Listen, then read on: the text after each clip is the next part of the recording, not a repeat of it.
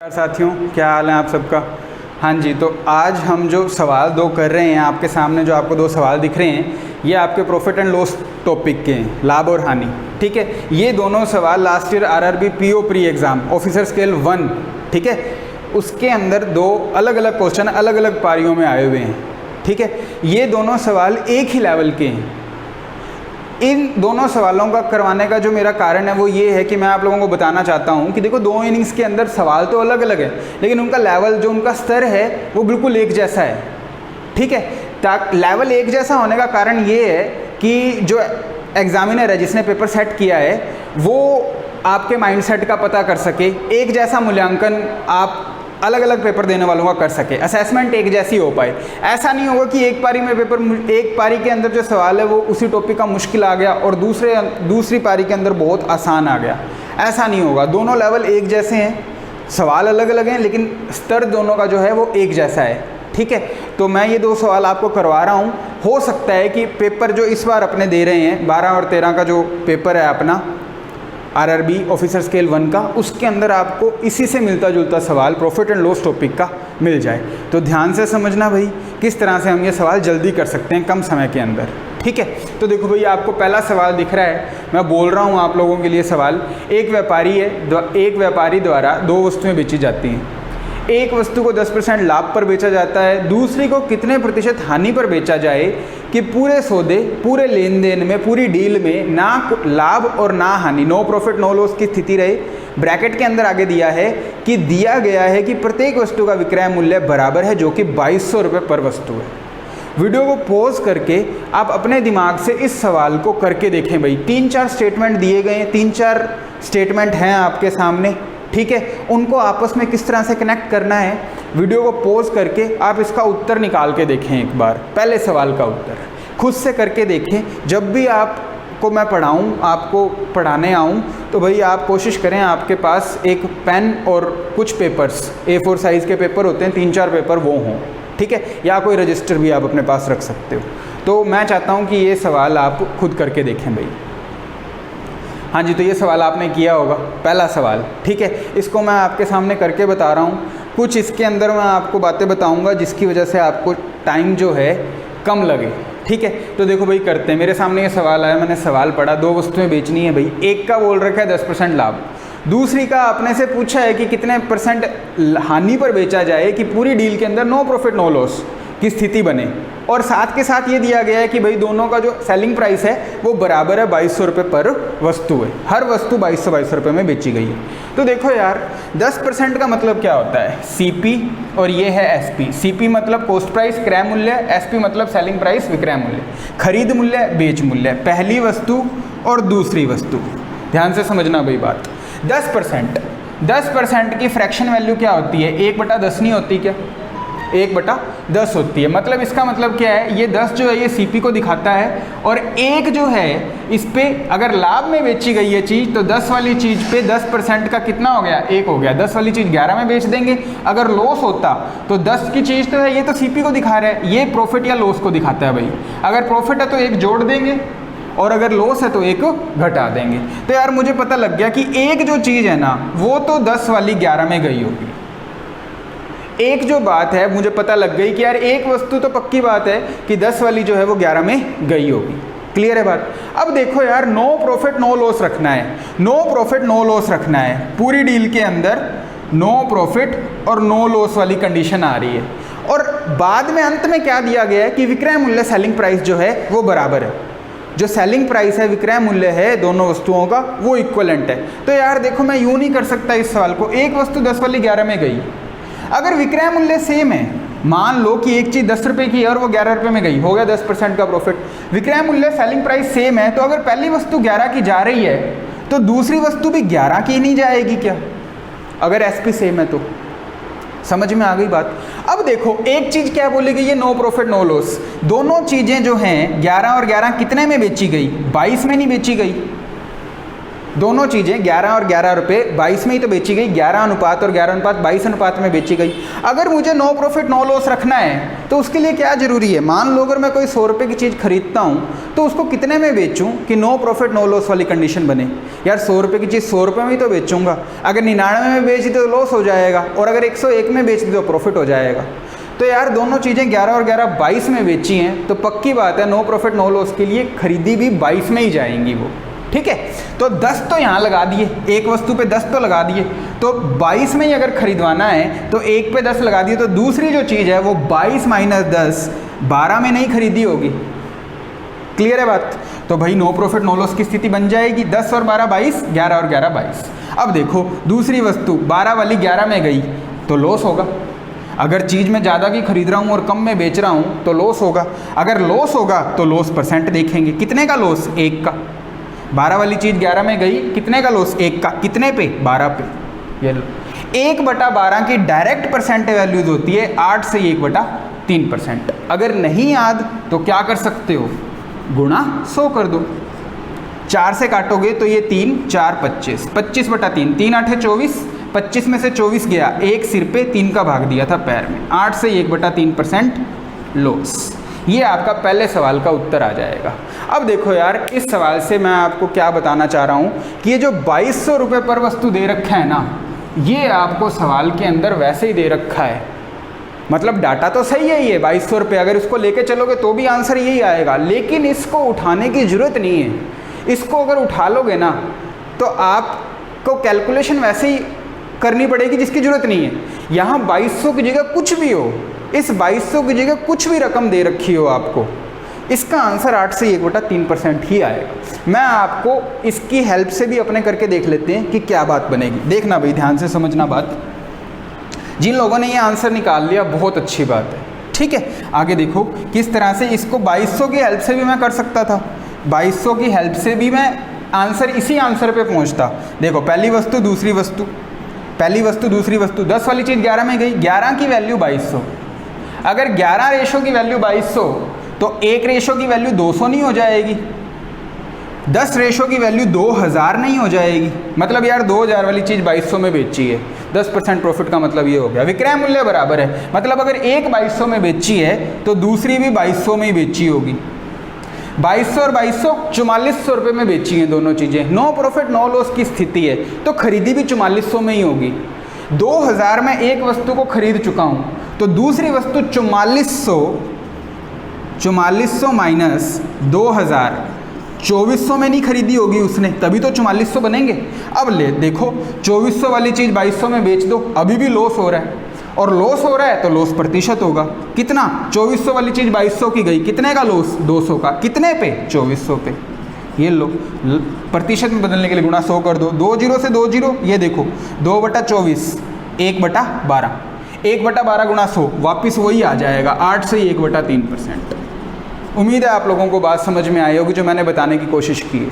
तो ये सारी जो बातें प्रैक्टिस की हैं भाई, आप कहो कि सर पता कैसे लगेगा 2200 की ज़रूरत है या नहीं है, तो ये सारी चीज़ें प्रैक्टिस की हैं। उसके अलावा मैं आपको एक चीज़ बता दूं, जब भी सवाल के अंदर आपसे जो उत्तर है वो अनुपात या फिर प्रतिशत वाले प्रारूप में पूछा जाए ना, तो 99% केसेस के अंदर अपने को जो असल मान दिए होते हैं ना, ये 2200 दिया है जैसे, इनकी ज़रूरत ही नहीं पड़ती।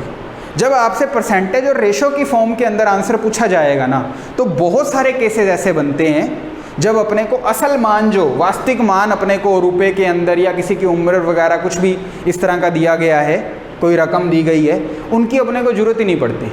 ठीक है, वो चीज़ें पता कैसे लगेंगी, वो चीज़ें अभ्यास से पता लगेगी आपको कि कब ज़रूरत पड़ेगी कब ज़रूरत नहीं पड़ेगी। और भी सवाल ऐसे करेंगे। अगला सवाल वीडियो को पॉज करके खुद करने की कोशिश करें, थोड़ा सा दिमाग लगाएं, और अगला जो सवाल है वो वीडियो को पॉज करके खुद से करने की कोशिश करें भाई।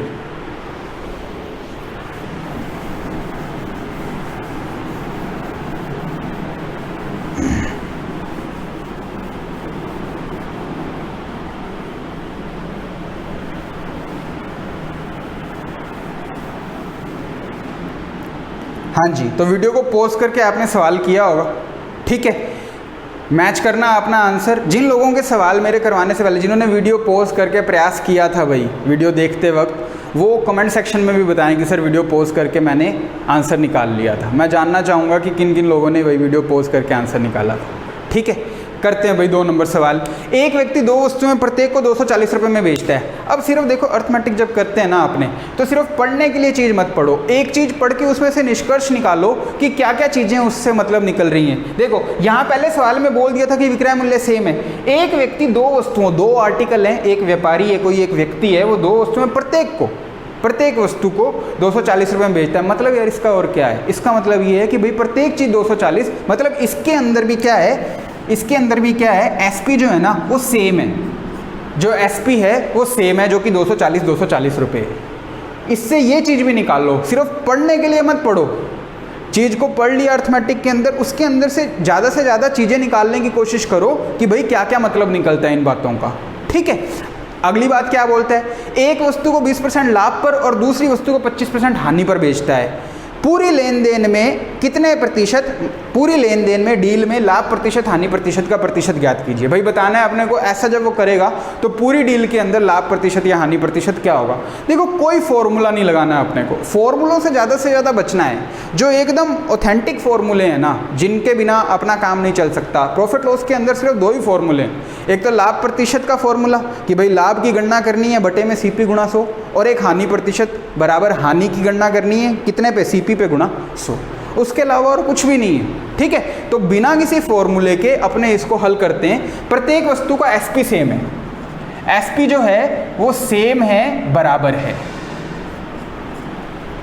ठीक है, क्या बोलता है, एक वस्तु को 20% लाभ पर, वही चीज वापस वही वाला फॉर्म बनाता हूं। देखो पहली वस्तु और दूसरी वस्तु, वही वाली बात वापस बनाता हूं और मैं बताता हूं आपको। देखो 2 अलग अलग इनिंग्स में किस तरह से सवाल एक जैसे ही है। ठीक है, सीपी एसपी, पहली वस्तु दूसरी वस्तु। पहली वस्तु के लिए क्या कहानी है, 20% लाभ। 20% का मतलब क्या होता है यार, 1/5 नहीं होता क्या, मतलब एक चीज 5 वाली 5 और एक 6 में गई है, एक चीज तो 5 वाली 6 में गई है। दूसरी वस्तु 20%, एक तो 20% लाभ पर और एक 25% हानि पर। 25% का मतलब क्या होता है, 1/4 नहीं होता क्या, मतलब दूसरी जो चीज़ है वो 4 वाली, 4 का 25%, 1 के नुकसान मतलब 3 में गई है। समझ में आ गई बात। अब देखो एसपी सेम है, एसपी सेम है। ठीक है, एसपी अगर सेम है तो मैं इन रेशोज को ज्वाइन करूंगा, इन रेशो को ज्वाइन करूंगा। ये जो 6 और ये जो 3 है ना, इनको मैं बराबर बनाऊंगा, इनको मैं बनाऊंगा बराबर, क्योंकि एसपी सेम है भाई। एक चीज़ तो 5 रुपये वाली 6 रुपये में जा रही है, एक 4 रुपये वाली 3 रुपये में जा रही है, 3 में नहीं जा रही है। या तो इस 6 को 3 बना लो या इस 3 को 6 बना दो, आपकी मर्जी है। देखो किसी बाहरी रेशो, कोई रेशो स्केल है उसके अंदर किसी बाहरी संख्या गुणा करते हैं, उस पर कोई फर्क नहीं पड़ता। इसको 6 अगर बनाना है, इसको 6 बनाना है तो गुणा 2 करूँगा। अब ये जो गुणा 2 है ना, सिर्फ इसमें नहीं होगा, इसमें भी होगा। तो ये क्या बन जाएगी, दूसरी वस्तु, दूसरी वस्तु जो है उसका रेट क्या बन जाएगा, 2 का गुणा 4 में किया 8, 2 का गुणा 3 में किया 6। 4:3 को मैं 8/6 भी लिख सकता हूँ। ये एक वजह से लिखा है क्योंकि 6 और 6 हमें ये बराबर करना था भाई। ठीक है, अब टोटल सीपी देख लो कितना हो गया। विक्रय मूल्य सेम मैं कर चुका हूँ, विक्रय मूल्य मैं सेम कर चुका हूँ, 5 और 8।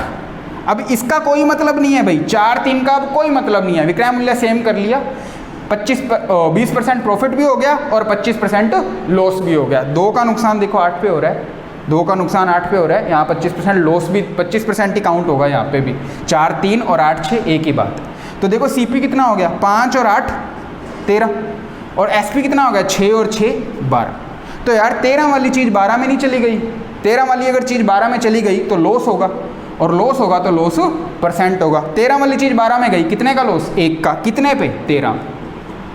1/13 की परसेंटेज वैल्यू, 13 7 91, 9/13%, या फिर पॉइंटों में 7.69% भी होता है, पॉइंट के अंदर 7.69% भी होता है। मैं यहाँ लिख देता हूँ 7.69% भी होता है। अगर आपको नहीं याद 1/13 की प्रतिशत मान, तो आप कैलकुलेट भी कर सकते हो। किस तरह से भाई, लॉस % यहाँ लिखता हूँ 1/13 गुणा 100, तो ये 100/13, 13 7 91, 100 में से 91 गए, सिर पे 9 और पैर में 13, 7 सही 9/13%, ये लॉस % हो जाएगा आपका। अगर पॉइंट के अंदर दिया हुआ है तो भी कोई दिक्कत नहीं है। 13 7 91, पॉइंट लगाया, 100 में से 91 गया 9, आगे 13 का भाग नहीं जाएगा तो पॉइंट लगाया, 0 आ जाएगा आगे, 9 के आगे 0, 13 6 78, 90 में से 78 गए 12, 12 के आगे 0 लगेगा क्योंकि पॉइंट अपने पहले ही लगा चुके हैं, तो 0 अपने आप जनरेट होएगी। 13 नहीं में 117, तो 7.69% इसका आ जाएगा लॉस। इस तरह से भैया दोनों सवाल होंगे और दोनों सवाल आप देखो तो बिल्कुल एक जैसे हैं, दोनों सवाल एक जैसे हैं। अब देखो इस सवाल के अंदर भी क्या हुआ, इस सवाल के अंदर भी जो 240 दे रखा है ना, इसकी ज़रूरत ही नहीं है। इसको अगर लेके चलोगे तो भी आंसर ये आएगा। मैं वापस एक बार आपको, अगर स्क्रीनशॉट आप खींचना चाहते हो तो खींच सकते हो। समझ में आ गया तो बहुत अच्छी बात है, अगर दिमाग में बात रख लोगे तो बहुत बढ़िया बात है, नहीं तो आप इसका स्क्रीनशॉट भी ले सकते हो। मैं आपको 240 की हेल्प से करवाता हूँ ये सवाल। देखो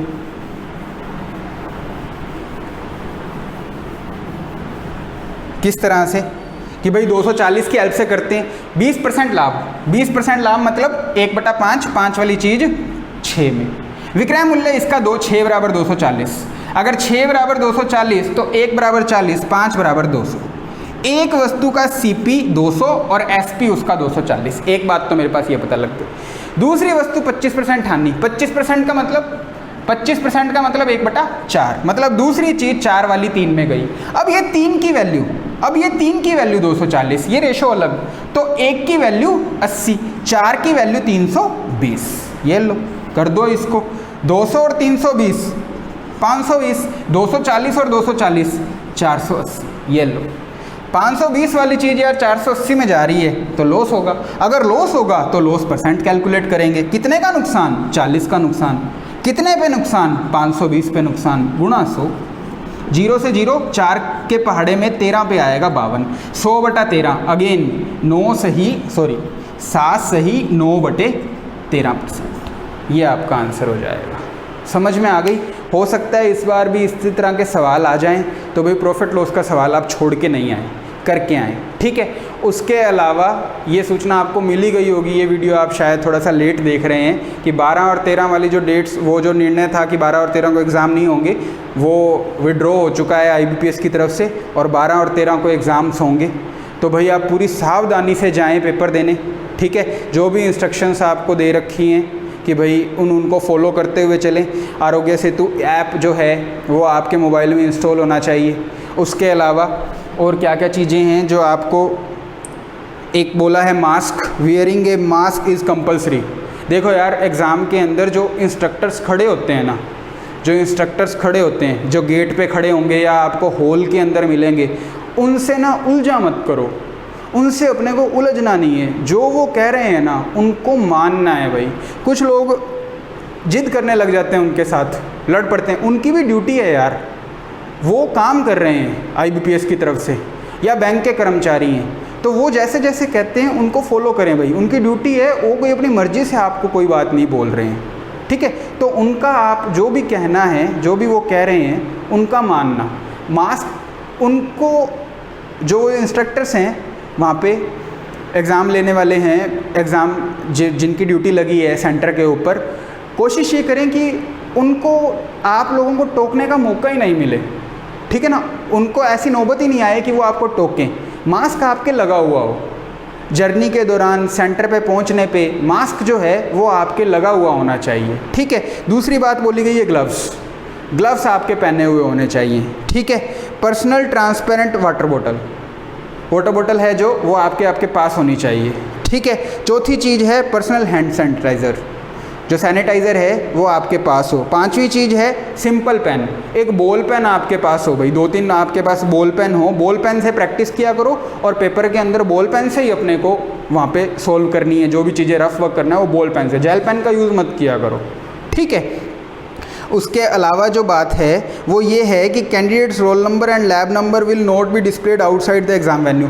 पहले आपने देखा होगा, अगर पहले किसी ने पेपर दिया है तो बाहर लगा हुआ होता है, इस बार बाहर नहीं लगा हुआ होगा। अगर बाहर उन्होंने लगा दिया तो बात तो वही है, ये इसलिए है कि इस बार नहीं लगा होगा वेन्यू के बाहर, क्योंकि वहाँ पे भीड़ हो जाती है, ठीक है ना। तो वहाँ पे सोशल डिस्टेंसिंग की आपसे लोगों से पालना करवाएंगे वो, तो वो अपने हिसाब से आपको रोल नंबर गेट पे या अंदर जाके जैसे भी उनकी व्यवस्था होगी वैसे दिए जाएंगे, ठीक है। तो किसी चीज़ जगह पे अगर भीड़ है तो वहाँ बचें भाई, उस जगह से बचें, ठीक है ना।